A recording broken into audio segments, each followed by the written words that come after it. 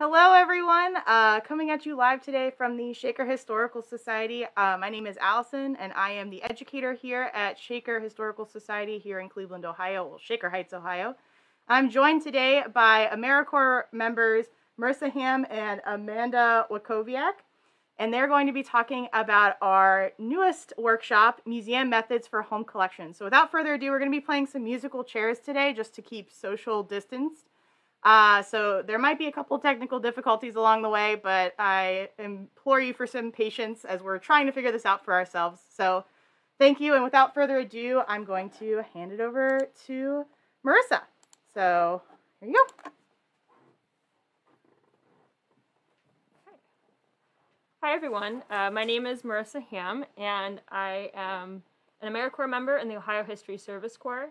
And as Allison mentioned, my co-presenter Amanda is here today, and she'll be jumping on camera a little bit later in the presentation. So today we're going to talk again about home collections and how to preserve them, but this time we are talking about digital preservation and digitization. So for today's presentation, there are three main objectives.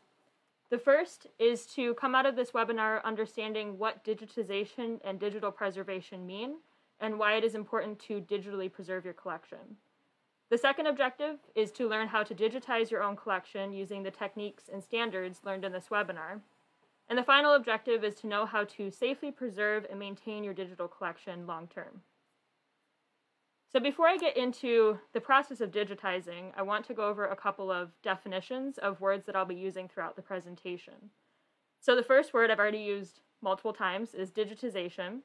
And this is the process of converting any kind of text, picture, or sound to a digital format.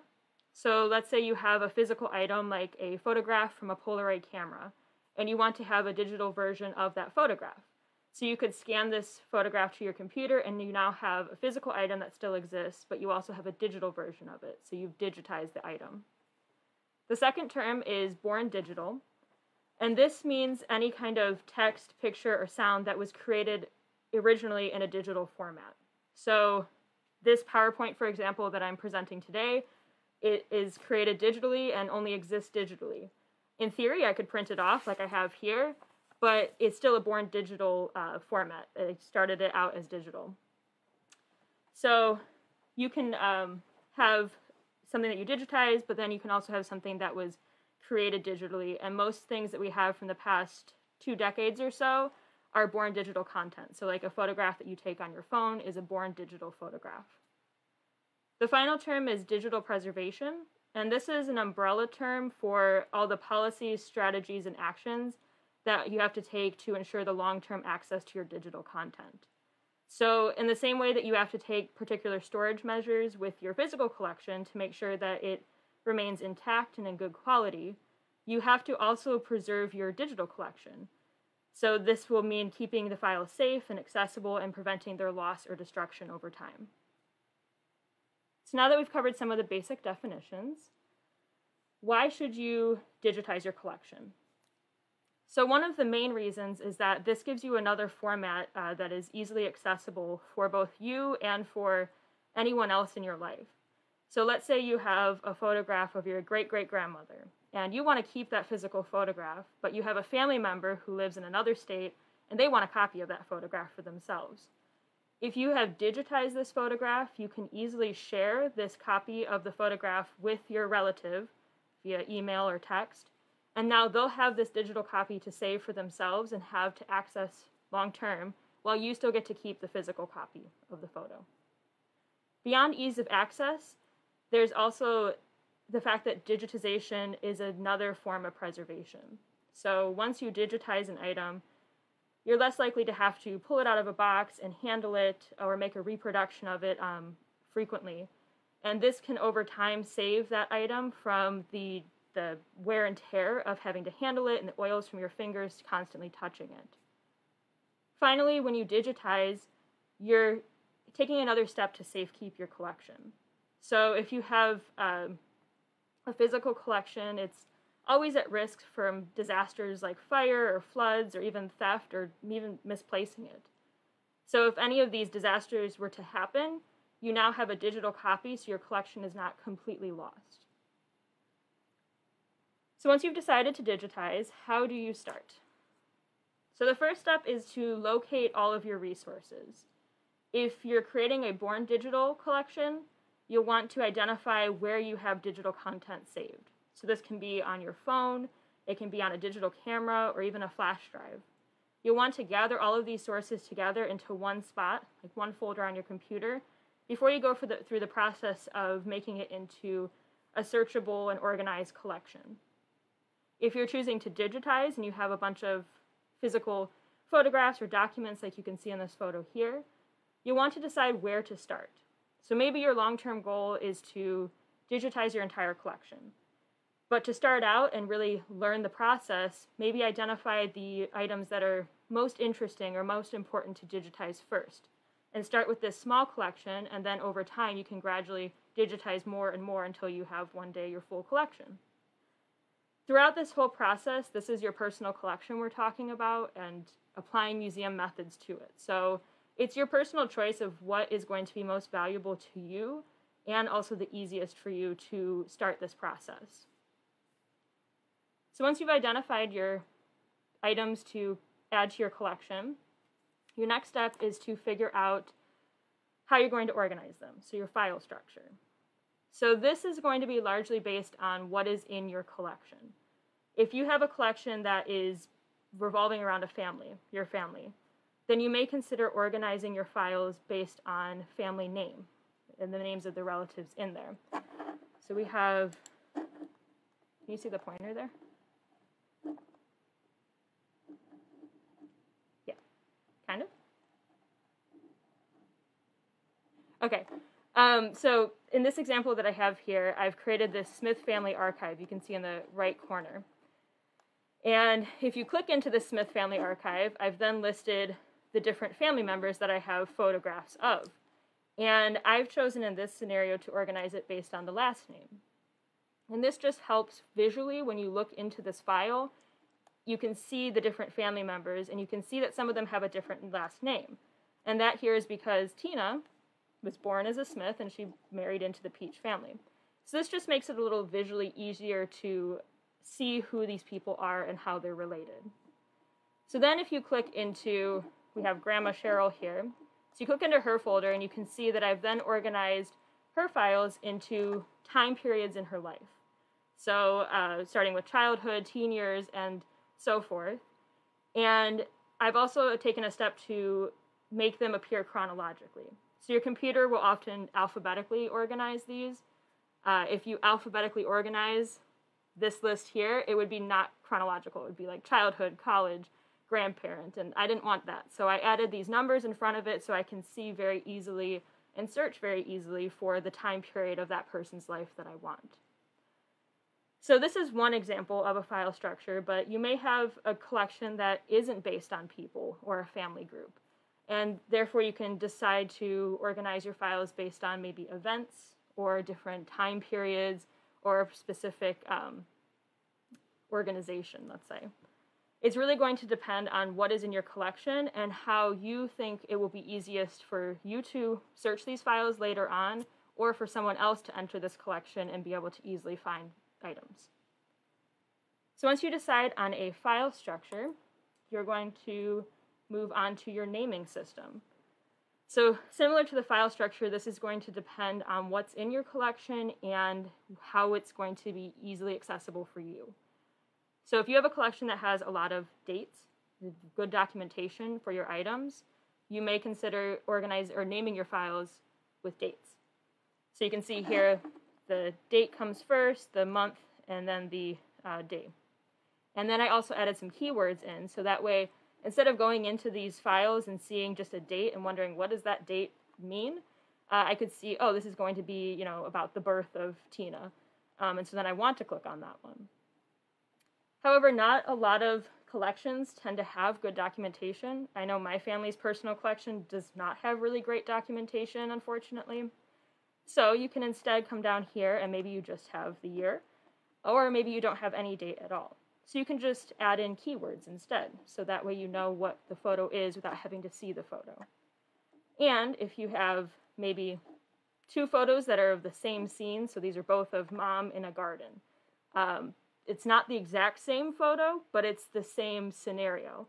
You can use the same keywords and then just add numbers at the end, so you know that there are two different versions of this photo or of this event. So once you've decided on what's going to be most helpful for you for your file structure and for your naming system, you're ready to move into how to actually digitize. So there are two main ways to digitize items. The first one is to use a camera. So this can be a digital camera or it can be your phone. If you're using either option, you'll want to make sure that your camera is held steady throughout this process. So you'll see in this photo here, they've chosen to use a digital camera with a tripod. And this will mean that you'll have a higher quality of your photo, it won't be blurry.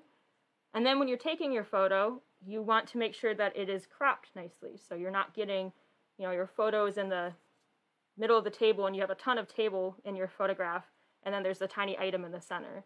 You want to zero in on that item to get the highest quality photograph. If you're using a phone, a lot of phones have a scanning function built into them. For an Apple phone, an iPhone, you can go into the notes section and there's a scan button. You could probably also find apps. It'll just be playing around with your technology and figuring out what will be best. So even if you do have a scanner and you don't want to use a camera to digitize, it's important to keep cameras in mind for oversized items. So let's say you have a family scrapbook that isn't really going to fit onto a scanner. You could photograph it and you'll still have a digitized version of that scrapbook.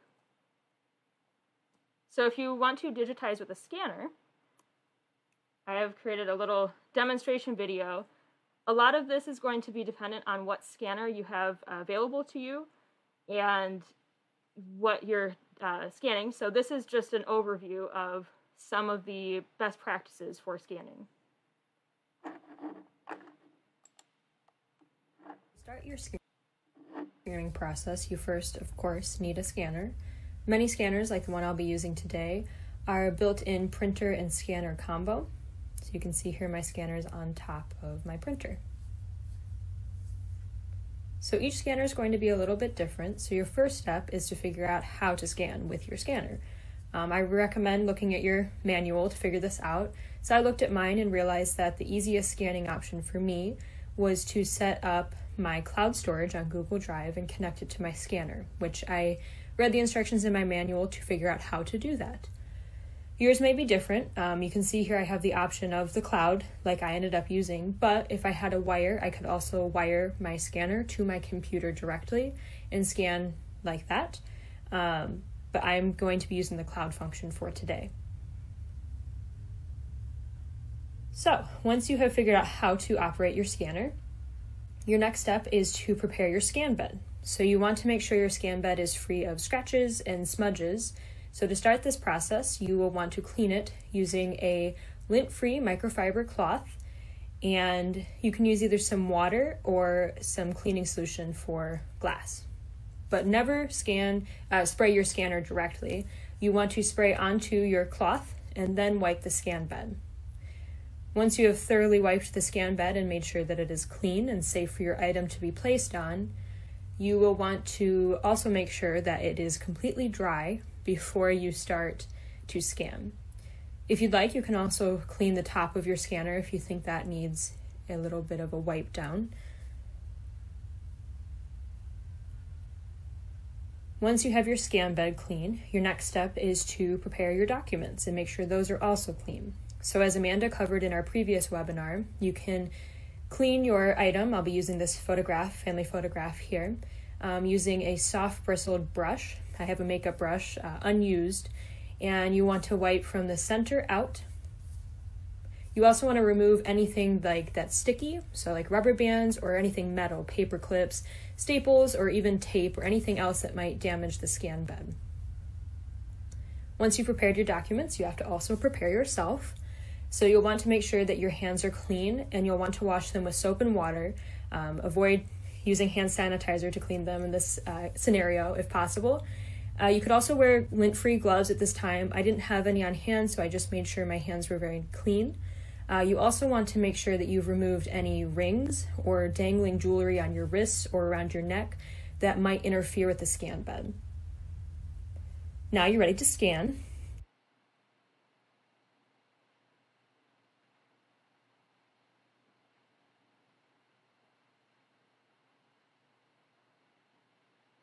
You want to pick up your item using the corners very gently and place it in the corner so it's nice and lined up. Mine has this little arrow, so I knew where to place it. And then you'll gently close the cover of your scan bed. And you want to do this gently so that you don't disturb the item and move it out of place. So my printer scanner has its functions within the device. So I choose either black and white or color. Ideally, you want grayscale if you can, with a black and white photo. Since I don't, I would do color even if I have a black and white photo, because black and white can lose some of the quality. You'll also want at this time to choose what file type. So you'll want either a JPEG, a TIFF file, or mine offered a PDF. Ideally, I would want to do a TIFF file, but since I don't have that option, I had to stick with a JPEG. A TIFF file is a higher quality and it will capture the most detail. So if your scanner offers that function, I would recommend choosing a TIFF file. You can also have some advanced settings within your printer. So mine has some. The one I definitely want to use is what kind of file type is my original file. So it's set right now as text, but I want it to be a photo. So I'm going to choose that instead. And then another thing you might want to try out is the scan area. So mine is originally set as an 8.5 by 11, but my photograph is not that large.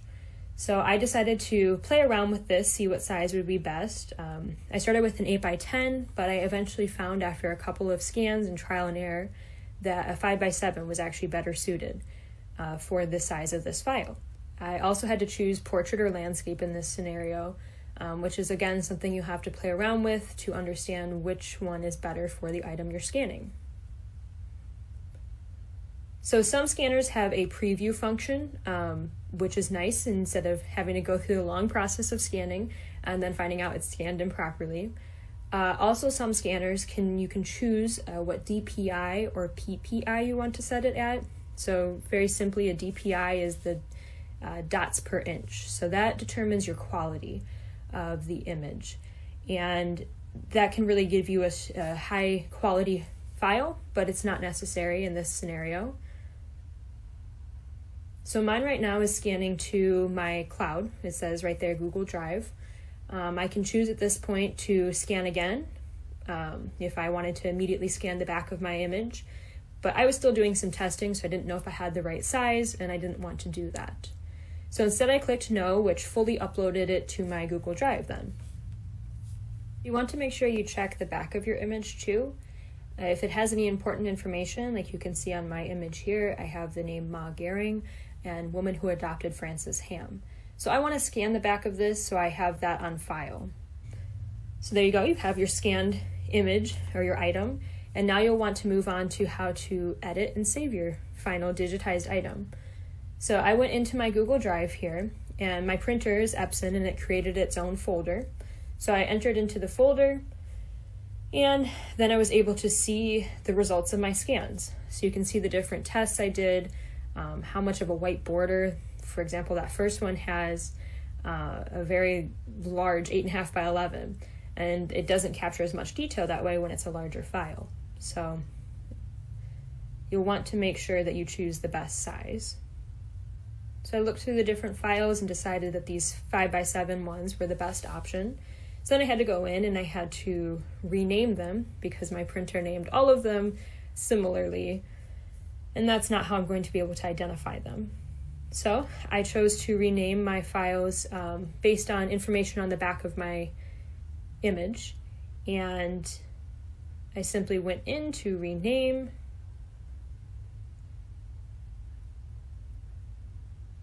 I chose Ma Gehring, which is the name on the back, but Gehring has no relation to my family, which last name is Ham. So I wanted to include some defining details saying that this was Francis Ham's mother. And then I added a 1 at the end, since it's the first, and then the second one is the back of the image. And I added an ND at the beginning for no date, because there's no date on this image, unfortunately. So now that I have these two images, I chose to download them. and edit them in different software instead of editing them in Google Drive. So once I downloaded them, I could open them up on my desktop and use the editing software built in with my computer to crop away that white border that I don't really want. So once I open it and choose the crop function, I can simply pull the edges, the little dots, until it looks like the same size as the physical item I have in front of me. So then I choose to save this, and if I had a family archive set up for the Ham family, I would have saved it to there, but instead I'll save it to a different archive I have set up.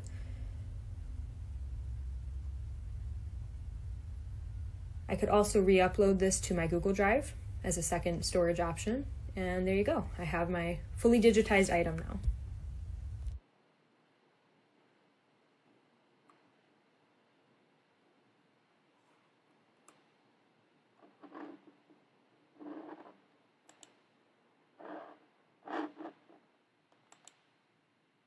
Start your scanning process. You first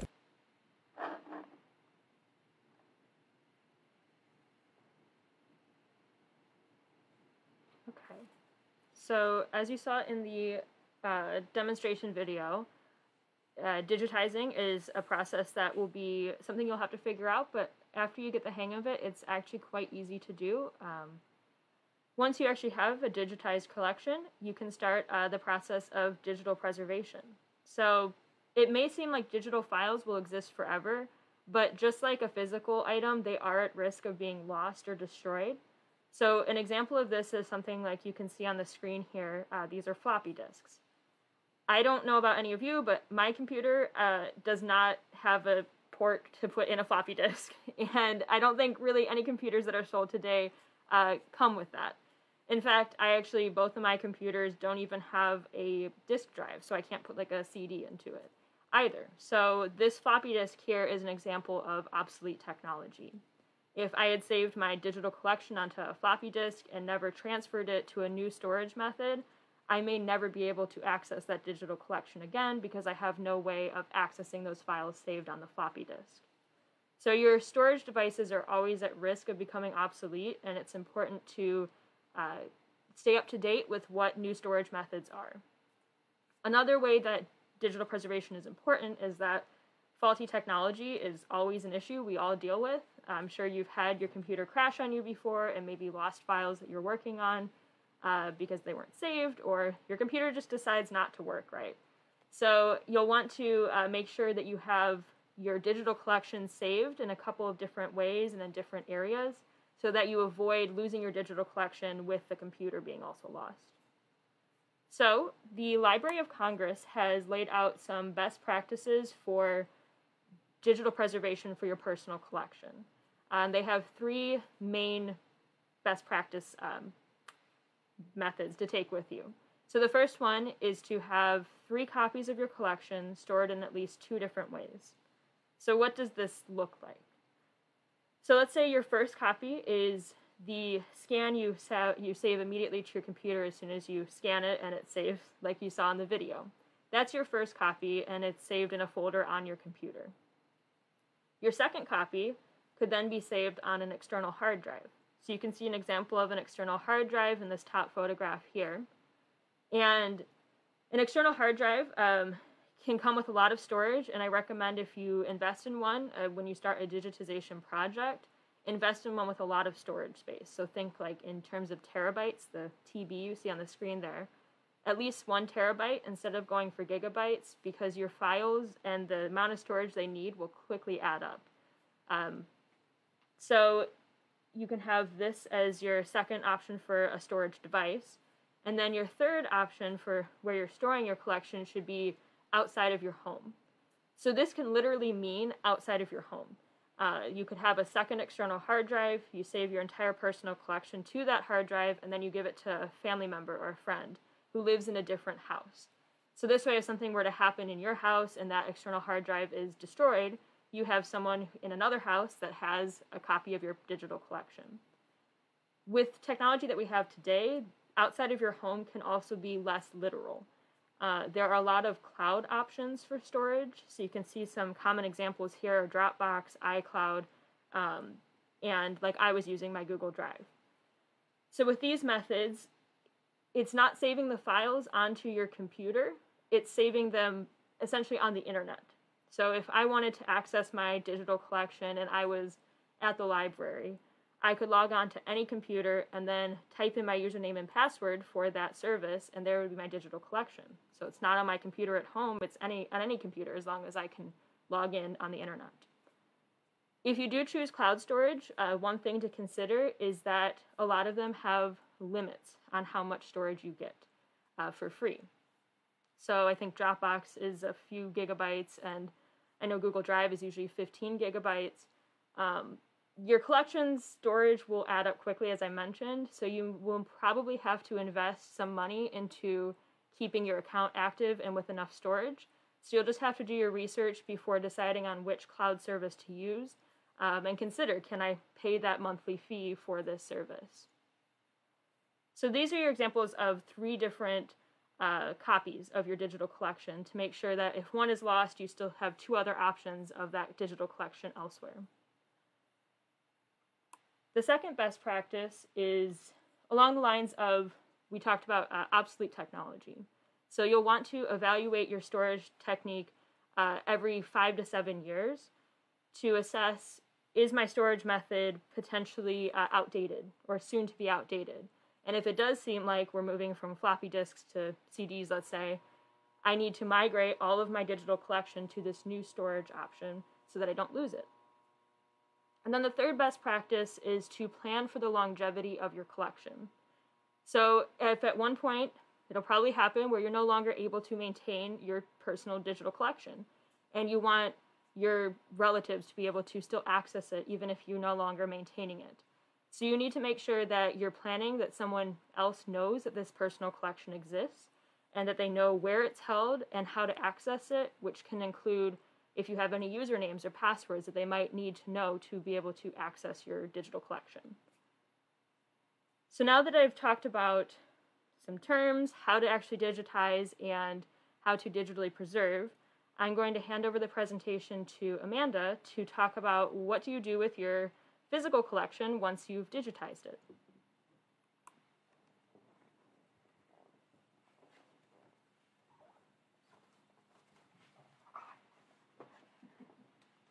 Okay, thank you, Marissa.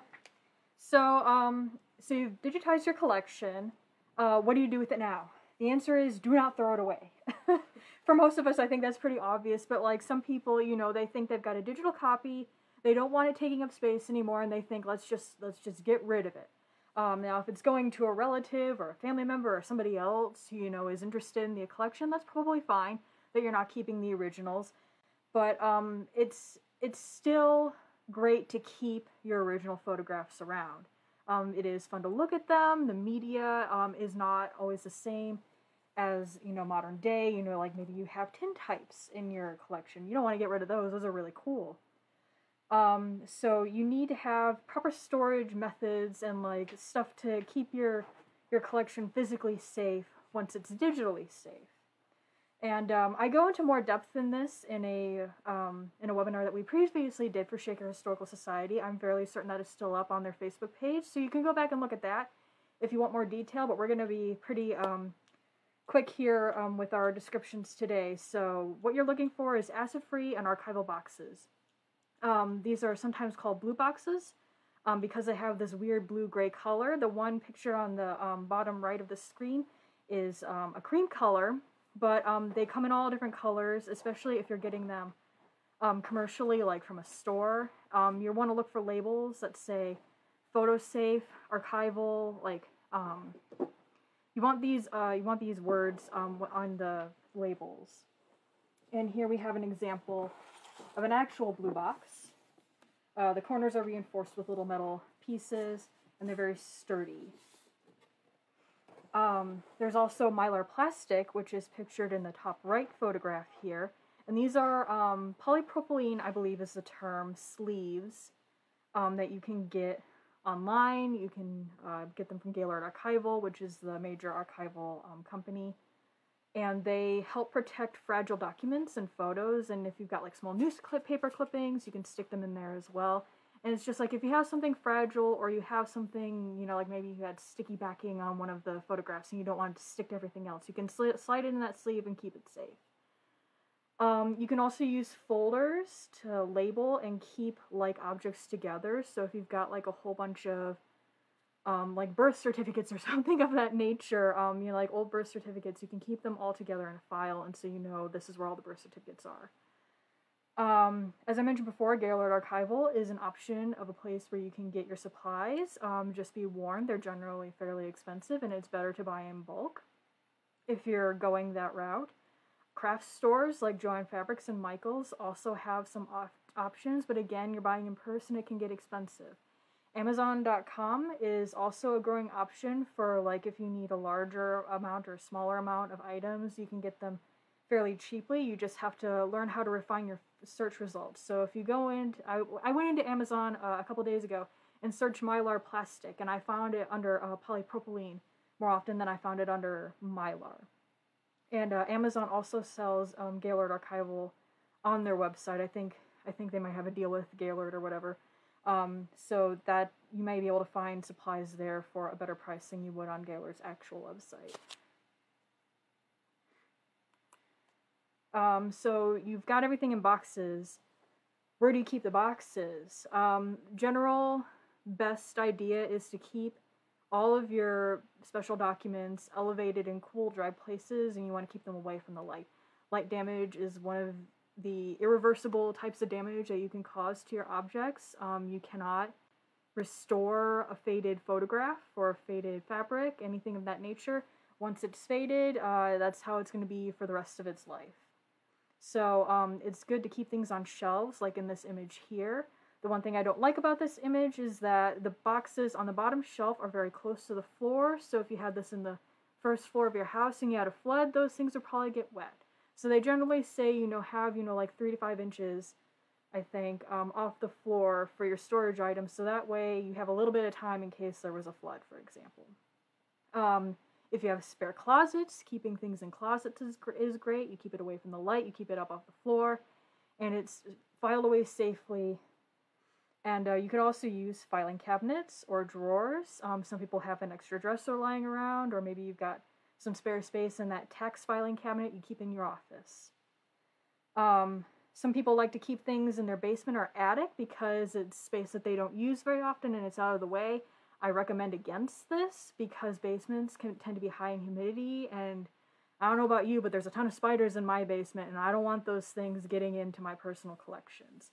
My family has also had flooding in our basement, so it's one of those things where you need to be certain that your basement is in good condition before you store your collections in there. Attic has similar problems. You'll get seasonal temperature fluctuations. You could have a leak in the ceiling, and you could also have the potential for pests there as well. So we generally recommend against putting things in your basement or attic. It's better to find, that out of the way, like, closet or shelf that, you can keep your things there and they'll be safe. So, we're to the end of the presentation. These are some resources for you. I'm going to hand it back over to Marissa to answer some of your questions. If you want to ask a question, please feel free to put it in the chat and we'll take a look at them. I'll just point out on this page, there are some really great resources online for starting this process. If you have any more detailed questions that I didn't answer in this webinar, the Library of Congress is a great starting place for personal digital archiving. They have a lot of resources and have put a lot of time into workshopping how to start digitizing. And then if you're looking for more in-depth information, you're really interested in the process of digitizing and digital archiving as a whole, or maybe you have audio files, I recommend this other website here on the screen that has a lot of information that you can spend a lot of time with. So I'll open it to questions. So we have a question. I'm going to go in chronological order of how we received them. So our first question is from Mark, my husband. Do you also keep a centralized searchable index? You definitely can. If you know how to do that, or even if you're just creating like a Word document or Google Doc where you're keeping up to date with what you're digitizing, then that could be really helpful for someone, like an archive finding aid, to know maybe I want to go into this folder or this folder instead of having to click around and figure out what is most interesting. So yeah, I definitely recommend, if you're working on this, as you're filing things away, to keep an index ongoing. The next question is from Sue. She asks, what is the best way / most economical to transfer family videos? Yes. So I can answer that question. There are video transfer services that you can find. I think there's actually a group in Strongsville who I can't think of off the top of my head, who can transfer video, like VHS, into other formats. They're not very common, so I do say good luck, because this is the only group that I know of in the area. So that is one of the more difficult things we find, is transferring video. And then also, just from the peanut gallery back here, I have personal experience with doing VHS to digital, but I know that there are several different formats of which videos can come in. They can come in reels, they can come in, beta max discs, they can come in everything. There are a lot of local libraries. I don't think that the Shaker Public Library does it, but I know that there are other libraries in the area. Maybe even Cleveland CSU might do it for you as well. I know that they have a digital humanities, department. So I'm sure that they all usually cost, but depending on the amount and how long your videos are and what you want done with them, you can set up a quote and ask them to do it for you, and it'll be done by a professional. It'll be done right. And if you want to do it on your own, I implore you to try it out. There, you can find a lot of the transfer devices online through Amazon. They can be costly that way, but if you have a lot, like a large quantity, that could add up pretty quick if you want to go through a professional. So I would recommend you just going through and either purchasing that software yourself and having, a neighbor or a friend or even yourself go through and learn how to use that technology. There's plenty of YouTube videos out there on how to do that. And if you ever get stuck, you can always reach out to us here at Shaker Historical Society. We'd be happy to help you. All right, next question. Is it better to use these archival boxes rather than a scrapbook? So scrapbooks, generally, like my mom and I did scrapbooking for a long time. Generally, most scrapbooking materials are branded as archival. So as long as you use those archival materials, it's fine to keep it in a scrapbook. And generally speaking, and also going to Penny's question about getting photos out of albums, if you're in a scrapbook situation, it's probably fine. But if your photos are in like an old sticky album, like there's like they were like a folder with like a plastic sleeve over the top, and there was like a sticky backing that you could put photos on, that sort of thing isn't a good idea to have, because the sticky residue will start to decompose, for lack of a better word, over time, and like sort of start oozing and getting gross. So like it really depends on the type of scrapbook. We also generally say, like, say you've got, like, great-great-grandma's old scrapbook from, like, the 1800s. I don't think you should necessarily take that apart, because then you're taking away context from the photos. Like, maybe there's little inscriptions. Maybe they were put in that scrapbook in the way that they were for a particular reason. So, in my opinion, I would say don't take apart the scrapbook, but do take photos or scans of the pages themselves in context. So that way, like we've been saying, should something happen to the scrapbook, you still have a copy of everything. So a follow-up to the album / scrapbook question is, how do you get them out of a sticky album? Peel them out. They're like the sticky albums I'm thinking of, you can easily just peel them off. I wouldn't say peel it off like you would like a Band-Aid when you're ripping off a Band-Aid because you want to do it quick. Don't do it like that. Very carefully peel it up, because depending on how long they've been in there, maybe things are breaking down, maybe stuff is stuck really well. So, go slowly, go carefully, and if you feel like you're going to rip the photograph up, leave it. I wish I had better advice on like how to de-stick if it's too stuck, but I'd have to do a little bit more research. And again, if you want any more information about any of the things we're talking about, please send us an email at education@shakerhistory.org or shakerhistory@shakerhistory.org. But just to kind of also follow up with the sticky album, again, reiterating, take photos of the entire thing as it sits before you attempt to remove any object from the album. I cannot emphasize this enough. We have albums in our own collection here at Shaker Historical Society that have sticky albums that have somebody along the way took photos out and then forgot to put them back in the right place, or maybe didn't put them back at all.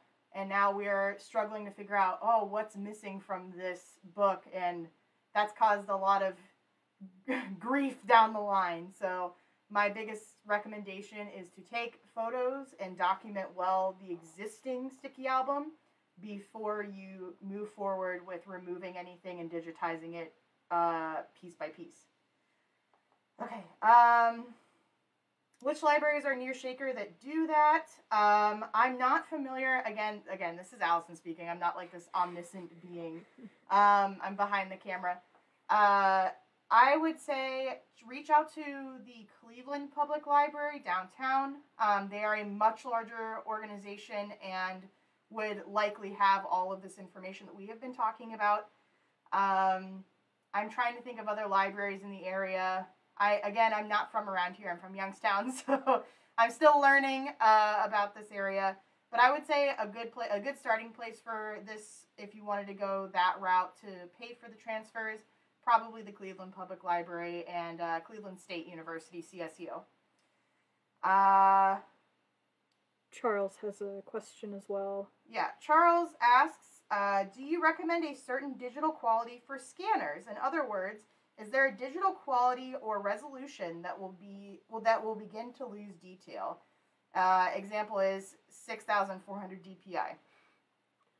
So DPI and PPI, which are the same thing, for reference, DPI just stands for, I'm blanking on that now. I'm blanking on it too. Yeah, pixels per inch is PPI. Dots per inch, sorry. Dots per inch is DPI. And that just means like how many pixels are there to create your image. And usually the more pixels you have, the higher DPI you have, the higher quality your image is. But the handoff for that is that you also have a larger file to save because you have a higher pixel count.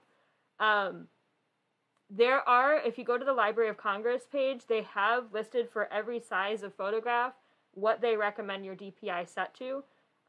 If you're looking for a scanner and you want to have really high quality scans, I don't recommend getting a printer scanner combo like I have.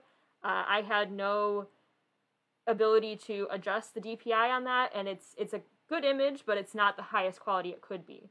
If you're really looking for good quality images, you can invest in a 8.5 by 11 scanner for about $100. That will get you up to like 4,800 DPI if you'd like that much. And that'll be something, again, that's just going to depend if you're scanning a photograph, if you're scanning a document, or if you're scanning film. But on average, 300 DPI or higher is going to be best. I think the only downside of a higher DPI is the larger file size.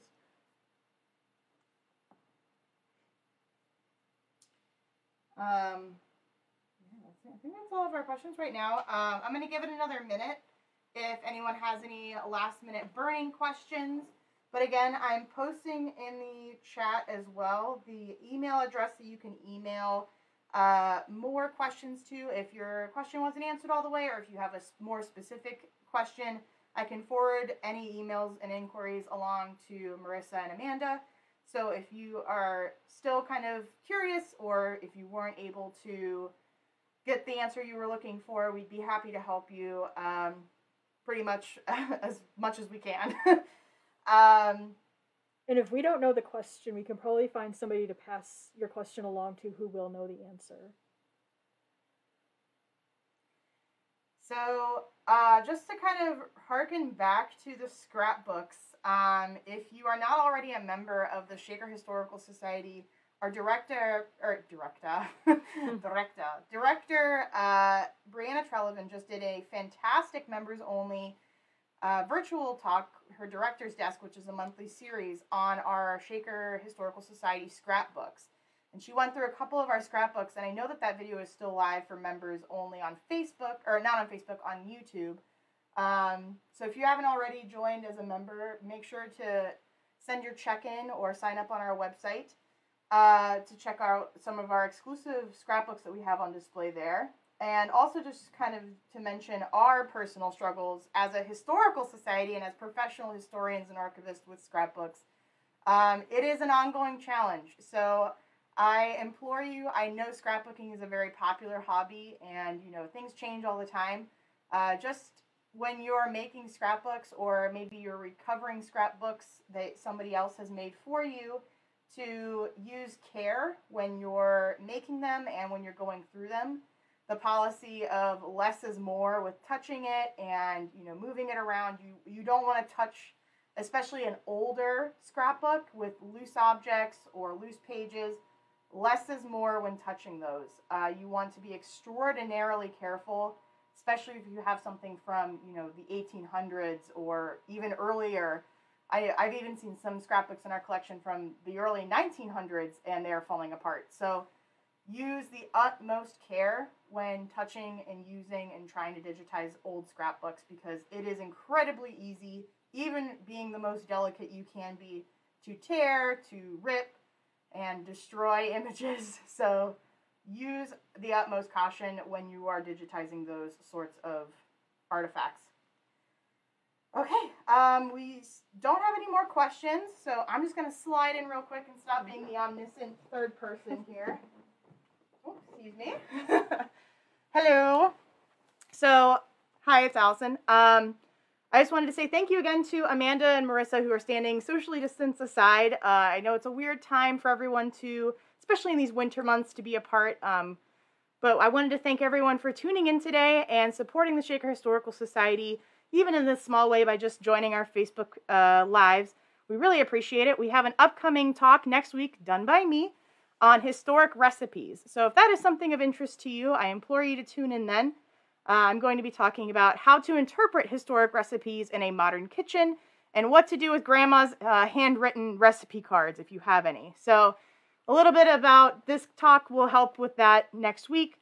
And also, I'm going to be showing off, I think I'm going to be making a gingerbread recipe tomorrow, so we'll see.